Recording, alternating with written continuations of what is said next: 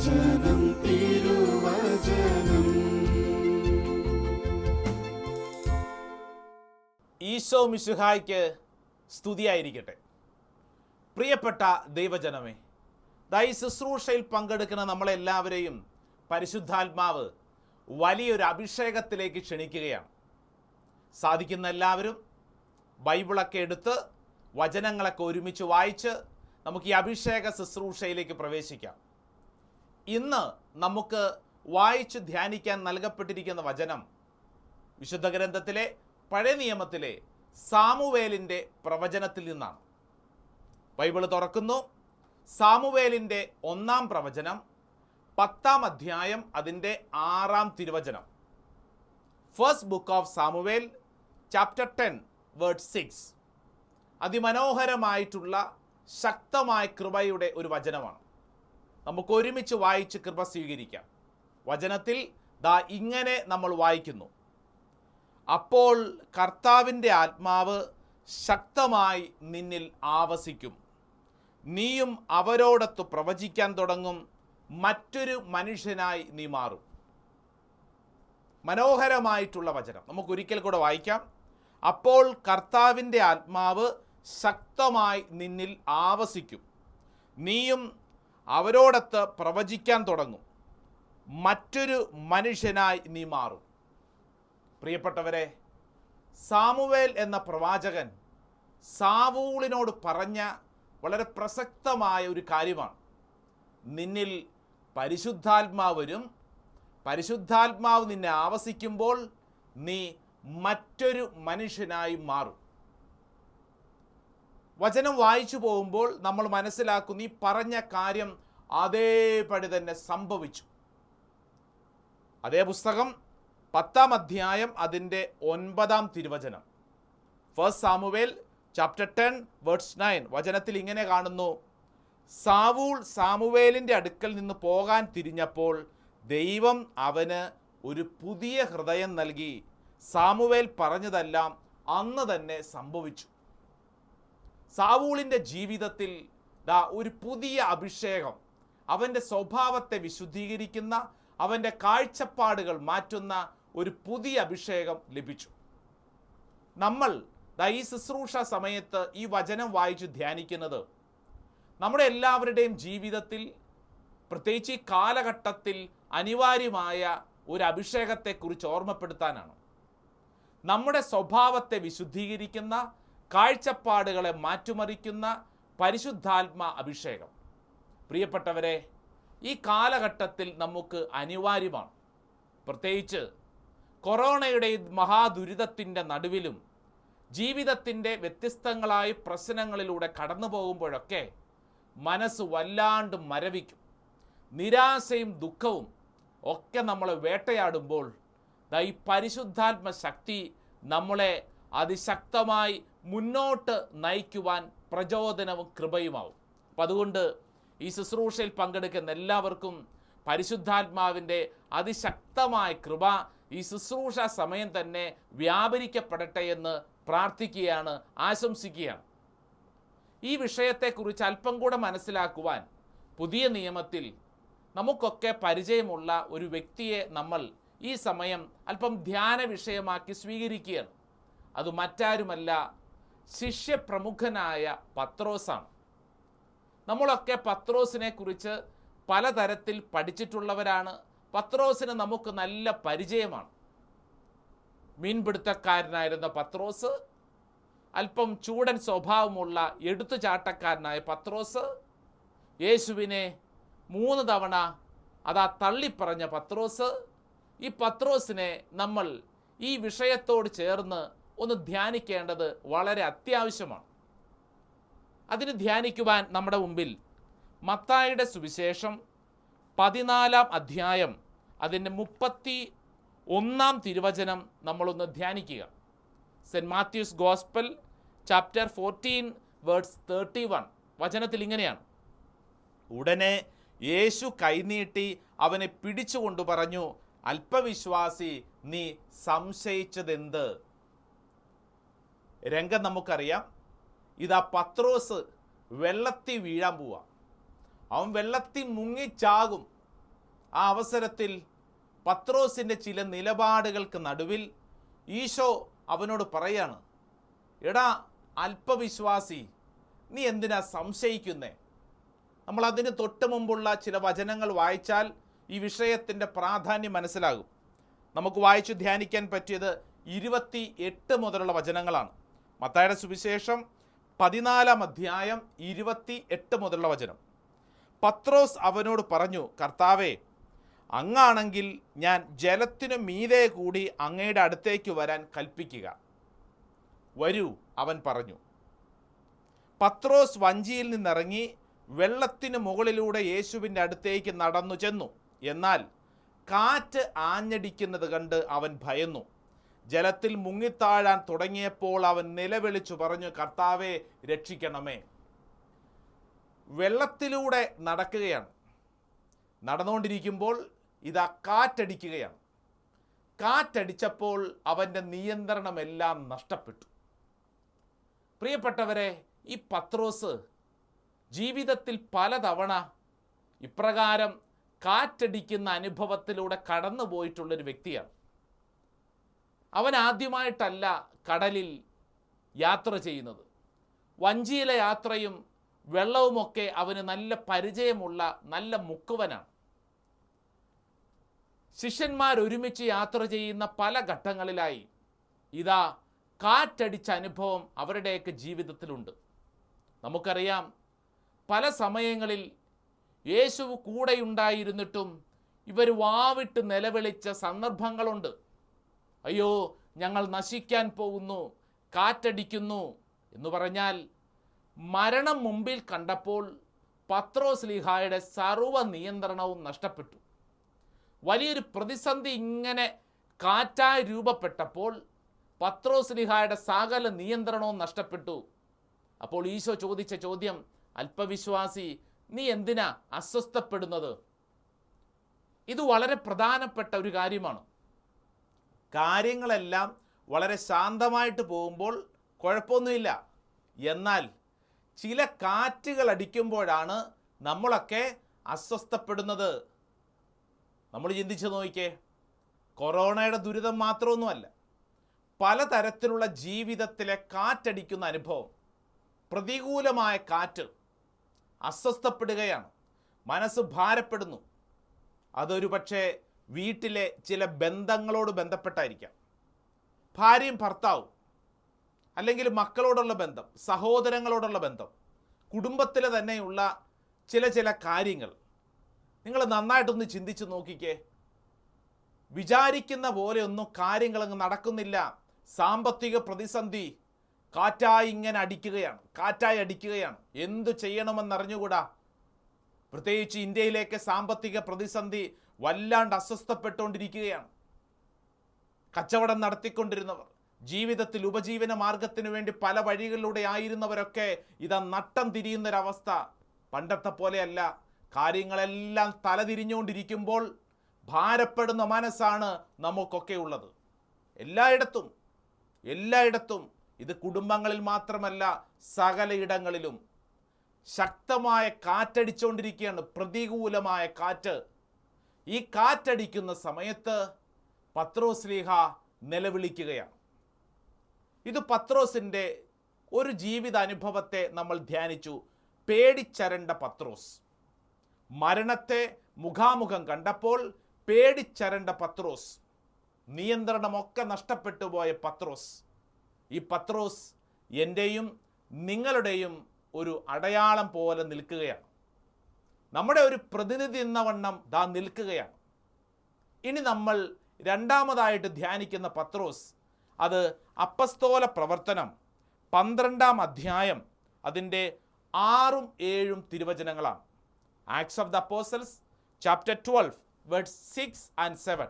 വചനത്തിൽ നമ്മൾ ഇങ്ങനെ വായിക്കുന്നു: പരസ്യ വിചാരണയ്ക്ക് പുറത്തു കൊണ്ടുവരാൻ ഹേറോദോസ് ഉദ്ദേശിച്ചിരുന്നതിൻ്റെ തലേ രാത്രി പത്രോസ് 2 ചങ്ങലകളാൽ ബന്ധിതനായി 2 പടയാളികളുടെ മധ്യേ ഉറങ്ങുകയായിരുന്നു. പട്ടാളക്കാർ കാരാഗ്രഹവാതിൽക്കൽ കാവൽ നിൽക്കുന്നുണ്ടായിരുന്നു. 7-ാം വചനം: പെട്ടെന്ന് കർത്താവിൻ്റെ ഒരു ദൂതൻ പ്രത്യക്ഷനായി ആ മുറിയാകെ പ്രകാശം നിറഞ്ഞു. അവൻ പത്രോസിൻ്റെ പാർശ്വത്തിൽ തട്ടി ഉണർത്തിക്കൊണ്ട് പറഞ്ഞു, വേഗം എഴുന്നേൽക്കൂ. അപ്പോൾ അവൻ്റെ കൈകളിൽ നിന്ന് ചങ്ങലകൾ താഴെ വീണു. ഇതാണ് നമ്മൾ ധ്യാനിക്കുന്ന രണ്ടാമത്തെ പത്രോസ്. ആദ്യത്തെ പത്രോസിനെ നമുക്കറിയാം, മരണഭയത്താൽ പേടിച്ചരണ്ടിരിക്കുന്ന, പ്രതികൂല കാറ്റിൽ അസ്വസ്ഥപ്പെട്ടിരിക്കുന്ന പത്രോസ്. രണ്ടാമത്തെ പത്രോസ് അല്പം പ്രായം കഴിഞ്ഞിരിക്കുന്നു, ജീവിതാനുഭവങ്ങൾ മാറിയിരിക്കുന്നു. ഇപ്പോഴത്തെ അവസ്ഥ എന്താണെന്നറിയോ? കാരാഗ്രഹത്തിനുള്ളിൽ കിടന്നുറങ്ങുന്ന പത്രോസ്. ഈ പത്രോസിൻ്റെ അവസ്ഥ എന്താ? ഇതാ പരസ്യ വിചാരണയ്ക്ക് എന്ന് പറഞ്ഞാൽ കൊല്ലപ്പെടാൻ വേണ്ടി ഇതാ കാരാഗ്രഹത്തിലിട്ടിരിക്കുകയാണ്. ഇവൻ കൊല്ലപ്പെടും. നാളെ പ്രഭാതം ഇവൻ്റെ ജീവിതത്തിൻ്റെ അവസാനമാണ്. കൊല്ലപ്പെടാൻ പോകുന്ന പത്രോസ്. ഇതിനെക്കുറിച്ച് പത്രോസിന് നന്നായിട്ടറിയാം. മരണം തൊട്ടുമുമ്പിലാണ്. തൊട്ടുമുമ്പിൽ മരണമുണ്ടായ അനുഭവത്തിൽ ഈ പത്രോസ് എന്തു ചെയ്തു? പ്രിയപ്പെട്ടവരെ, അതാണ് നമ്മൾ വായിക്കുന്നത്. അതായത് 2 പടയാളികളുടെ മധ്യേ ഉറങ്ങുകയായിരുന്നു. അതായത് നാളെ നേരം വെളുക്കുമ്പോൾ മരിക്കും എന്നുറപ്പുള്ള ഒരു വ്യക്തിക്ക് എങ്ങനെയാണ് ഉറങ്ങാൻ സാധിക്കുന്നത്? എങ്ങനെയാണ് ഉറങ്ങാൻ സാധിക്കുന്നത്? നമ്മളൊന്ന് ചിന്തിച്ച് നോക്കിയേ. നാളെ ഒരു കാര്യമുണ്ട്, നാളെ ഒരു പരീക്ഷയുണ്ട്, നാളെ ഒരു ജീവിതത്തിൻ്റെ ഒരു പ്രധാനപ്പെട്ട കാര്യമുണ്ടെന്നുള്ള ഒരു ബോധ്യമുണ്ടായാൽ നമുക്കൊക്കെ അറിയാം, മിക്കപ്പോഴും തലേ രാത്രി ഉറക്കമില്ലാത്ത രാത്രികളായിരിക്കും. ശരിയല്ലേ ഈ പറയുന്നത്? നമ്മളൊന്ന് ചിന്തിച്ച് നോക്കിയേ. ഉറക്കമില്ലാത്ത എത്രയോ രാത്രികൾ. പ്രിയപ്പെട്ടവരെ, അസ്വസ്ഥമായ മനസ്സിന് ഉറങ്ങാൻ പറ്റില്ല. പിറ്റേ ദിവസം സംഭവിക്കപ്പെടാൻ പോകുന്ന ചില കാര്യങ്ങളോട് ബന്ധപ്പെട്ട് ഒരിക്കലും ഉറങ്ങാൻ പറ്റാത്ത മനസ്സ്. പക്ഷേ പത്രോസ് ഇവിടെ നല്ല ഉറക്കത്തിലാണ്. ഈ പത്രോസിനെ കുറിച്ച് വായിക്കുമ്പോൾ നമ്മൾ മനസ്സിലാക്കുന്നൊരു കാര്യം, വെറുതെ ഒരു പൂച്ചമയക്കമൊന്നുമല്ല, വെറുതെ കണ്ണടച്ചു പോയതൊന്നുമല്ല, നല്ല ഗാഢനിദ്രയിലാണ്. അതെങ്ങനെ മനസ്സിലാക്കാം? തൊട്ടടുത്ത വചനത്തിൽ അതിനെക്കുറിച്ചൊരു സൂചനയുണ്ട്. അതായത് കർത്താവിൻ്റെ ദൂതൻ പ്രത്യക്ഷനായി. എവിടെ? കാരാഗ്രഹത്തിനുള്ളിൽ. ആ മുറിയാകെ പ്രകാശം നിറഞ്ഞു. ഇതൊന്നും ആരറിഞ്ഞിട്ടില്ല?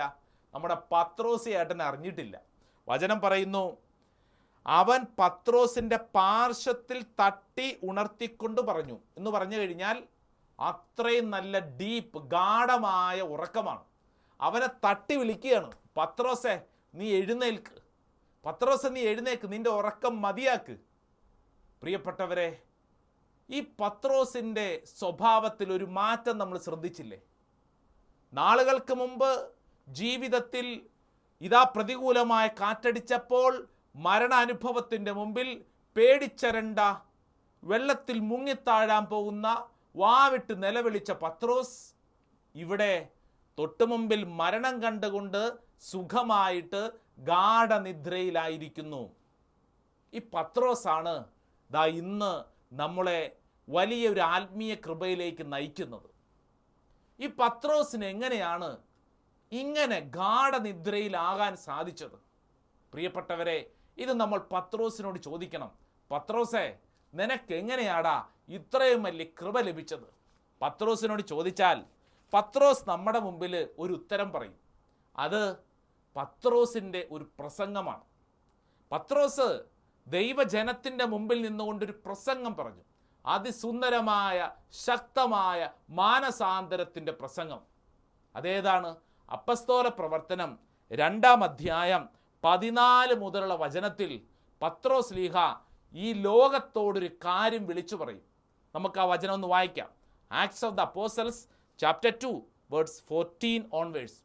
എന്നാൽ പത്രോസ് മറ്റു 11 പേരോടുമൊപ്പം എഴുന്നേറ്റ് നിന്ന് ഉച്ചസ്വരത്തിൽ അവരോട് പറഞ്ഞു, യഹൂദ ജനങ്ങളെ, ജെറുസലേമിൽ വസിക്കുന്നവരെ, ഇത് മനസ്സിലാക്കുവിൻ, എൻ്റെ വാക്കുകൾ ശ്രവിക്കുവിൻ. പത്രോസ് ദൈവജനത്തെ ഉത്ബോധിപ്പിക്കുകയാണ്. ഈ ശുശ്രൂഷയിൽ പങ്കെടുക്കുന്നവരെ, നിന്നോടും എന്നോടുമാണ് പത്രോസ് ലീഹ ഈ കാര്യം പറയുന്നത്. പത്രോസിന് എന്തു പറ്റി എന്ന് ചോദിച്ചാൽ പത്രോസ് കൃത്യമായിട്ട് പറയുകയാണ്. അടുത്ത വചനം വായിച്ചോ. നിങ്ങൾ വിചാരിക്കുന്നത് പോലെ ഇവർ ലഹരി പിടിച്ചവരല്ല, കാരണം ഇപ്പോൾ ദിവസത്തിൻ്റെ 3-ാം മണിക്കൂറല്ലേ ആയിട്ടുള്ളൂ. മറിച്ച് ജോയേൽ പ്രവാചകൻ പറഞ്ഞതാണിത്. ദൈവം അരുളി ചെയ്യുന്നു, അവസാന ദിവസങ്ങളിൽ എല്ലാ മനുഷ്യരുടെയും മേൽ എൻ്റെ ആത്മാവിനെ ഞാൻ വർഷിക്കും. നിങ്ങളുടെ പുത്രന്മാരും പുത്രിമാരും പ്രവചിക്കും, നിങ്ങളുടെ യുവാക്കൾക്ക് ദർശനങ്ങൾ ഉണ്ടാകും, നിങ്ങളുടെ വൃദ്ധന്മാർ സ്വപ്നങ്ങൾ കാണും. ജോയേൽ പ്രവചനം എന്തിനെക്കുറിച്ചാ? പരിശുദ്ധാത്മാവിനെ കുറിച്ചാ. പത്രോസ്ലീഹ പറയുക, ദൈവജനമേ, നിങ്ങളൊരു കാര്യം തിരിച്ചറിയണം. ദാ എൻ്റെ സ്വഭാവത്തിൽ ഒരു മാറ്റം വന്നിരിക്കുന്നു. പരിശുദ്ധാത്മ ശക്തി എൻ്റെ സ്വഭാവത്തെ ദാ നിയന്ത്രിക്കാൻ തുടങ്ങുന്നു. അപ്പോൾ നമ്മുടെ ചോദ്യം പത്രോസിനോട്, പത്രോസേ, എന്താ നിന്റെ കൃപ? എന്താ നിന്റെ ബലം? ഇങ്ങനെ ഈ മരണഭയത്തിൻ്റെ മുമ്പിൽ പ്രതികൂലമായ കാറ്റടിക്കുമ്പോൾ, ഞെട്ടിപ്പിക്കുന്ന അനുഭവങ്ങൾ, പ്രതികൂലതയ്ക്ക് നടുവിൽ നിനക്കെങ്ങനെ ഉറങ്ങാൻ പറ്റുന്നു? പത്രോസ് പറയാണ്, എൻ്റെ ഉള്ളിൽ പരിശുദ്ധാത്മ ശക്തിയാണ്. എൻ്റെ ഉള്ളിൽ പരിശുദ്ധാത്മ ശക്തിയാണ്. പ്രിയപ്പെട്ടവരെ, ഇതൊരു അഭിഷേകത്തിൻ്റെ മേഖലയാണ്. ഈ പരിശുദ്ധാത്മ ശക്തിയെക്കുറിച്ച് അറിവും ബോധ്യവും ലഭിക്കുന്നതനുസരിച്ച് എത്ര പ്രശ്നങ്ങളുണ്ടെങ്കിലും അതിൻ്റെ ഒക്കെ നടുവിൽ ശാന്തത കൈവിടാതെ നമുക്ക് ജീവിക്കാൻ സാധിക്കും. ഞാൻ കുറച്ച് ദിവസങ്ങൾക്ക് മുമ്പ് ഒരു വൈദികനോട് സംസാരിക്കാൻ ഇടവന്നു. ഈ അച്ഛൻ കുറച്ച് നാളുകളായി വലിയ പ്രതികൂലമായ പ്രശ്നങ്ങളുടെ നടുവിലൂടെ പോവുകയാണ്. വലിയ പ്രശ്നങ്ങളാണ്, ചുറ്റുവട്ടത്ത് ഇങ്ങനെ പ്രശ്നങ്ങളാണ്. അപ്പം ഈ അച്ഛൻ ആകപ്പാടെ സങ്കടത്തിലൊക്കെ ആയിരിക്കും എന്ന് കരുതി ഒന്ന് സംസാരിക്കാൻ വേണ്ടി ചെന്ന് അച്ഛനോട് ഞാനിങ്ങനെ സംസാരിച്ച് തുടങ്ങിയപ്പോൾ അച്ഛൻ എന്നോട് പറഞ്ഞ ഒരു വചനം, അത് യോഹന്നാൻ്റെ സുവിശേഷം 14-ാം അധ്യായം അതിൻ്റെ 27-ാം തിരുവചനമാണ്. നമുക്കൊക്കെ പരിചയമായ വചനമാണ്. അച്ഛൻ്റെ സംഭാഷണത്തിൻ്റെ ആദ്യത്തെ വചനം ഇതാണ്. യോഹന്നാൻ്റെ സുവിശേഷം 14-ാം അധ്യായം 27-ാം തിരുവചനം, ഞാൻ നിങ്ങൾക്ക് സമാധാനം തന്നിട്ട് പോകുന്നു, എൻ്റെ സമാധാനം നിങ്ങൾക്ക് ഞാൻ നൽകുന്നു. ലോകം നൽകുന്നത് പോലെയല്ല ഞാൻ നൽകുന്നത്. നിങ്ങളുടെ ഹൃദയം അസ്വസ്ഥമാകേണ്ട, നിങ്ങൾ ഭയപ്പെടുകയും വേണ്ട. ഈ വൈദികൻ എന്നോട് പറയാ, അച്ഛാ, ഈ വചനം എൻ്റെ ജീവിതത്തിൽ ഞാൻ അനുഭവിക്കുകയാണ്. ലോകം വെച്ചു നീട്ടാത്ത ഒരു സമാധാനം ഞാനിപ്പോൾ അനുഭവിക്കുന്നുണ്ട്. എൻ്റെ ഉള്ളിലുണ്ട്. എനിക്കറിയാം ഒത്തിരി പ്രശ്നങ്ങളുടെ നടുവിലാണ് ഞാൻ, പക്ഷേ എനിക്കിപ്പോൾ എൻ്റെ ഉള്ളിൽ ശാന്തതയുണ്ട്. ലോകം നൽകാത്ത സമാധാനം, ലോകത്തിനൊരിക്കലും പരിഹരിക്കാൻ പറ്റാത്ത ഒരു സ്വസ്ഥത എൻ്റെ ഉള്ളിലുണ്ട്. അത് ദൈവത്തിൻ്റെ ആത്മാവ് നൽകിയിരിക്കുന്ന സ്വസ്ഥതയാണ്. ശക്തമായ പ്രതികൂല സംഭവങ്ങൾ, മരണഭയം പോലുള്ള അനുഭവങ്ങൾ, ഇനി എന്തു ചെയ്യണമെന്നറിയാത്ത ജീവിത അനുഭവം, പക്ഷെ അതിൻ്റെ എല്ലാം നടുവിൽ ഈ വൈദികൻ പറയാണ്, അച്ഛാ, എൻ്റെ ഉള്ളിൽ ഒരു ശാന്തതയുണ്ട്. ഇതെവിടുന്നാണ് ലഭിക്കുന്നത്? പരിശുദ്ധാത്മാവ് നമുക്ക് നൽകുന്ന വലിയ ഒരു സമ്മാനമാണ്. ഞാൻ മറ്റൊരവസരത്തിൽ പരിചയപ്പെട്ട ഒരു കുടുംബനാഥ. ഭർത്താവ് മദ്യപാനിയാണ്, കുടുംബത്തിൽ ഒത്തിരി പ്രശ്നങ്ങളുണ്ട്. നാട്ടുകാരുടെ മുമ്പിൽ പോലും ഈ സ്ത്രീ പലതവണ നാണിക്കേണ്ടി വന്നിട്ടുണ്ട് ഭർത്താവിൻ്റെ ചില പ്രവൃത്തികൾ മൂലം. ധ്യാനകേന്ദ്രത്തിൽ ഇടയ്ക്കൊക്കെ വരും, നല്ല നല്ല സാക്ഷ്യങ്ങളൊക്കെ പറയും. ഒരവസരത്തിൽ ഈ സ്ത്രീയോട് ഞാൻ ചോദിച്ചു, സഹോദരി, ഇത്രയും പ്രശ്നങ്ങളൊക്കെ ഉള്ളപ്പോഴും എങ്ങനെയാണ് ചിരിക്കുന്ന മുഖത്തോടുകൂടി മറ്റുള്ളവരുടെ മുമ്പിൽ പെരുമാറാൻ സാധിക്കുന്നത്? എങ്ങനെയാണ് കുടുംബത്തിൻ്റെ കാര്യങ്ങളൊക്കെ നിയന്ത്രിച്ചു കൊണ്ടുപോകുന്നത്? ഈ കാണുന്ന പ്രശ്നങ്ങളൊന്നും സഹോദരിയുടെ കുടുംബത്തെ അലട്ടുന്നില്ലേ? അച്ഛാ, ഉണ്ട്, പ്രശ്നങ്ങളൊക്കെ ഉണ്ട്. പക്ഷേ അച്ഛാ, എൻ്റെ അനുഭവം എങ്ങനെയാണെന്നറിയോ? മോശയ്ക്ക് ലഭിച്ച ഒരു ദർശനം പോലെയാണ്. അതെന്താ മോശയ്ക്ക് ലഭിച്ച ദർശനം? അത് വായിക്കുന്നത് പഴയ നിയമ പുസ്തകത്തിലാണ്. പുറപ്പാട് പുസ്തകത്തിൽ 3-ാം അധ്യായം അതിൻ്റെ 2-ാം തിരുവചനത്തിൽ ഇങ്ങനെയുണ്ട്, അവിടെ മുൾപ്പടർപ്പിൻ്റെ മധ്യത്തിൽ നിന്ന് ജ്വലിച്ചുയർന്ന അഗ്നിയിൽ കർത്താവിൻ്റെ ദൂതൻ അവന് പ്രത്യക്ഷപ്പെട്ടു. അടുത്ത വചനം, അവൻ ഉറ്റുനോക്കി, മുൾപ്പടർപ്പ് കത്തി ജ്വലിക്കുകയായിരുന്നു, എങ്കിലും അത് എരിഞ്ഞ് ചാമ്പലായില്ല. മുൾപ്പടർപ്പ് കത്തി ജ്വലിക്കുന്നു, പക്ഷേ അത് എരിഞ്ഞു ചാമ്പലായില്ല. പുറമേന്ന് നോക്കുമ്പോൾ അത് കത്തി ജ്വലിക്കുന്നു, എന്നാൽ അതിൻ്റെ ഉള്ളിൽ അത് എരിഞ്ഞു ചാമ്പലാവുന്നില്ല എന്ന് മാത്രമല്ല, അതിൻ്റെ ഉള്ളിൽ ശാന്തതയാണ്. പുറമേ നോക്കുമ്പോൾ ആ സ്ത്രീ ഇങ്ങനെ പറഞ്ഞു, അച്ഛാ, പുറമേ നോക്കുമ്പോൾ എല്ലാവർക്കും അതിങ്ങനെ കത്തി ജ്വലിക്കുകയാണ്. പ്രതിസന്ധികളല്ലേ, പ്രശ്നങ്ങളല്ലേ, പക്ഷേ ഇതിൻ്റെ ഉള്ളിൽ എനിക്കൊരു സമാധാനമുണ്ട്. എൻ്റെ കുടുംബത്തെ സ്നേഹിക്കാൻ, എൻ്റെ ഭർത്താവിനെ സ്നേഹിക്കാൻ, എൻ്റെ മക്കളെ സ്നേഹിക്കാൻ, കുടുംബം മുന്നോട്ട് കൊണ്ടുപോകാൻ കർത്താവിൻ്റെ സ്നേഹം, സമാധാനം ഞാൻ അനുഭവിക്കുന്നു. പ്രിയപ്പെട്ടവരെ, ഇതാണ് ഈ കാലഘട്ടത്തിൽ നമുക്ക് അനിവാര്യമായ ഒരു കൃപ. പ്രതിസന്ധികൾ മഴ പോലെ തോരാതെ പെയ്യുമ്പോഴും, നിന്റെ ജീവിതത്തിൽ മരണഭയത്തിൻ്റെ മുമ്പിൽ നിൽക്കുമ്പോഴും, ജീവിതത്തിൽ ശാന്തമായിട്ട് കാര്യങ്ങളെ കൈകാര്യം ചെയ്യാനുള്ള വലിയ ഒരു കൃപ. പ്രിയപ്പെട്ട ദൈവജനമേ, ഈ വിഷയത്തെക്കുറിച്ച് ധ്യാനിക്കുമ്പോൾ ഒരു കാര്യം നമ്മൾ മറക്കാതെ സൂക്ഷിക്കണം. ദൈവാനുഭവമുണ്ട്, പരിശുദ്ധാത്മ അഭിഷേകമുണ്ട് എന്ന് കരുതി പ്രശ്നങ്ങൾ ഉണ്ടാവില്ല എന്ന് കരുതല്ലേ. ഈ പ്രതികൂലമായ കാറ്റ് എന്നും എപ്പോഴും ആഞ്ഞടിക്കും. തോരാത്ത മഴ പോലെ നിന്റെ ജീവിതത്തിൽ പ്രശ്നങ്ങളുടെ നടുവിൽ നീ ആയിരിക്കും. പക്ഷേ അതിൻ്റെ ഒക്കെ നടുവിൽ നിനക്കൊരു സമാധാനം അനുഭവിക്കാൻ സാധിക്കും. യേശയ്യായുടെ പ്രവചനം 43 അധ്യായം 1-2 തിരുവചനം. Book of Isaiah chapter 43 words 1 and 2. മനോഹരമായിട്ടുള്ള വചനമാണ്. ഏതെങ്കിലും ജീവിതത്തിൽ പ്രതിസന്ധികളിലൂടെ കടന്നുപോയി ഇനി എൻ്റെ ജീവിതം പരാജയമാണ്, തീർന്നു എന്ന് കരുതുന്ന ആരെങ്കിലും ഉണ്ടെങ്കിൽ ദയവ് ചെയ്ത് ദൈവവചനം ഒന്ന് വായിച്ചു ധ്യാനിക്കുക. വചനത്തിൽ ഇങ്ങനെ പറയുന്നു: യാക്കോബേ, നിന്നെ സൃഷ്ടിക്കുകയും ഇസ്രായേലെ നിന്നെ രൂപപ്പെടുത്തുകയും ചെയ്ത കർത്താവ് അരുളി ചെയ്യുന്നു, ഭയപ്പെടേണ്ട, ഞാൻ നിന്നെ രക്ഷിച്ചിരിക്കുന്നു, നിന്നെ പേര് ചൊല്ലി വിളിച്ചിരിക്കുന്നു, നീ എൻ്റേതാണ്. അടുത്ത വചനം: സമുദ്രത്തിലൂടെ കടന്നു പോകുമ്പോൾ ഞാൻ നിന്നോട് കൂടെയുണ്ടായിരിക്കും, നദികൾ കടക്കുമ്പോൾ അത് നിന്നെ മുക്കിക്കളയുകയില്ല, അഗ്നിയിലൂടെ നടന്നാലും നിനക്ക് പൊള്ളലേൽക്കുകയില്ല, ജ്വാല നിന്നെ ദഹിപ്പിക്കുകയില്ല. നീ അഗ്നിയിലൂടെ നടക്കേണ്ടി വരും, നീ നദിയിലൂടെ നടക്കേണ്ടി വരും, നിന്റെ ജീവിതത്തിൽ പൊള്ളലേൽപ്പിക്കുന്ന അനുഭവങ്ങൾ ഉണ്ടാകും. ഒരു പക്ഷെ നീ നദിയിൽ മുങ്ങിത്താഴുന്ന അനുഭവം ഉണ്ടാകും. പക്ഷേ ഇതിൻ്റെ എല്ലാം നടുവിൽ നിന്നെ കാക്കുന്ന ഒരു ദൈവത്തിൻ്റെ കരമുണ്ട്. ഇതാണ് നമ്മുടെ ജീവിതത്തിൽ തിരിച്ചറിയേണ്ടത്. പ്രതികൂലമായ അനുഭവങ്ങൾ ഉണ്ടാകുമ്പോൾ ഇതെൻ്റെ അവസാനമല്ല, എൻ്റെ ഉള്ളിൽ എന്നെ നയിക്കുന്ന ഒരു ശക്തിയുണ്ട് എന്നുള്ള തിരിച്ചറിവ്. അത് പരിശുദ്ധാത്മ ശക്തിയാണ്. നിന്റെ കുടുംബത്തിൽ ഇന്ന് കടന്നു പോകുന്ന ഏതെങ്കിലും അനുഭവങ്ങളാവാം.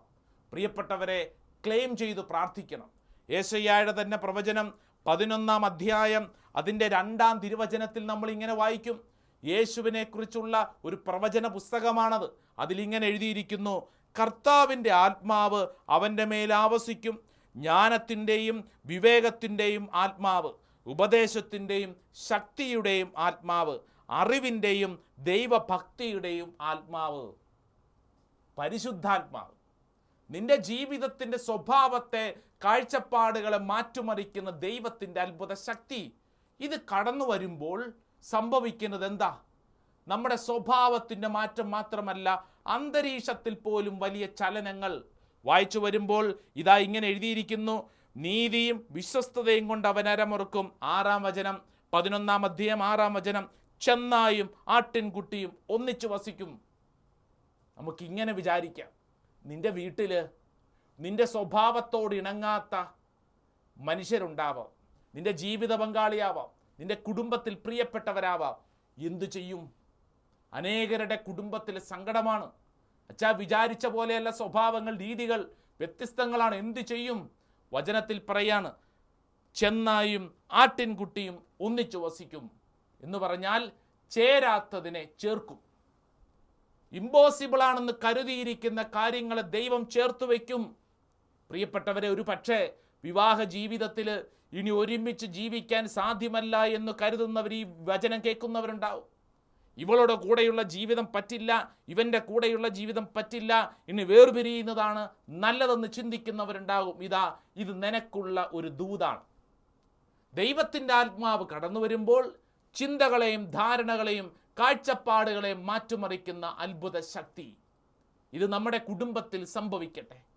നമ്മുടെ മക്കളോടുള്ള നിലപാട്, ഒരു പക്ഷേ പ്രിയപ്പെട്ട മാതാപിതാക്കൾ, നിങ്ങൾക്ക് നിങ്ങളുടെ മക്കളെക്കുറിച്ചൊരു ചിന്തയുണ്ടാകും.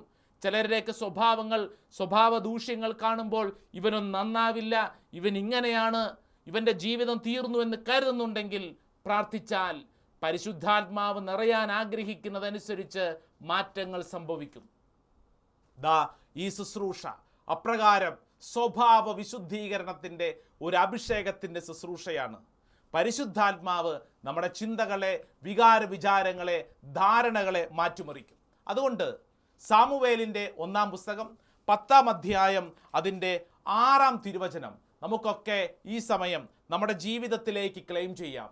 വചനത്തിൽ വായിച്ചത് മറക്കരുത്.